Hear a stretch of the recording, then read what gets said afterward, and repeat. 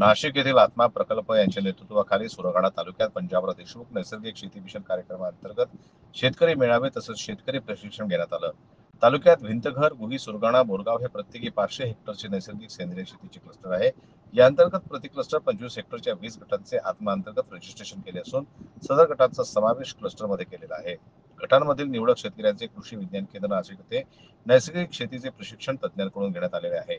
या ठिकाणी पीक उत्पादनात नैसर्गिक शेतीचे महत्त्व व त्याअंतर्गत येणारे घटक यांची सखोल माहिती प्रशिक्षणार्थ्यांना देण्यात आली आहे। प्रयोगशाळेत जैविक घटक तयार करण्याची पद्धत, शेतामध्ये जैविक घटक वाढवण्याची पद्धत, माती पाणी परीक्षण, गांडूळ खत, गांडूळ पाणी, कंपोस्ट खत, हिरवळीचे खत, हिरवी शेवाळ, जीवामृत, बीजामृत, दशपर्णी अर्क, निमार्क या सर्व घटकांची सविस्तर माहिती देण्यात आलेली आहे। योजनेअंतर्गत गाव पातळीवरचे शेतकरी मेळावे प्रशिक्षण भिंतघर, हिरडीपाडा, राशा, कुकुडणे, फणसपाडा, भोरमाळ या गावांना घेण्यात आले आहेत।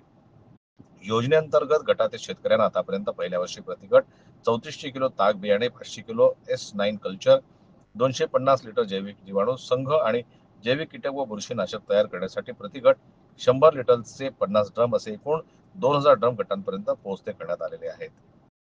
गटातील शेतकऱ्यांना प्रकल्प संचालक अभिमन्यू काशीद यांचे कुशल मार्गदर्शनाखाली व कळवण येथील उपविभागीय कृषी अधिकारी अशोक डमाळे, सुरगाणा तालुका कृषी अधिकारी प्रशांत रहाणे यांच्या मार्गदर्शनाखाली गाव पातळीवर प्रत्यक्ष S9 कल्चरचे डेमो, दशपर्णी अर्क कसे तयार करायचे याचे प्रात्यक्षिके कृषी सहाय्यक, कृषी पर्यवेक्षक व मंडळ कृषी अधिकारी यांच्याकडून करून दाखवण्यात येत आहेत। शेतकऱ्यांनी रासायनिक शेतीकडून नैसर्गिक शेतीकडे वळावे, विषमुक्त अन्न उत्पादन करून आपल्या बरोबरच समाजाला उपलब्ध करावे हा या योजनेचा उद्देश आहे। ग्रामीण भागातून शेतकऱ्यांचा चांगला प्रतिसाद याकरता मिळत आहे।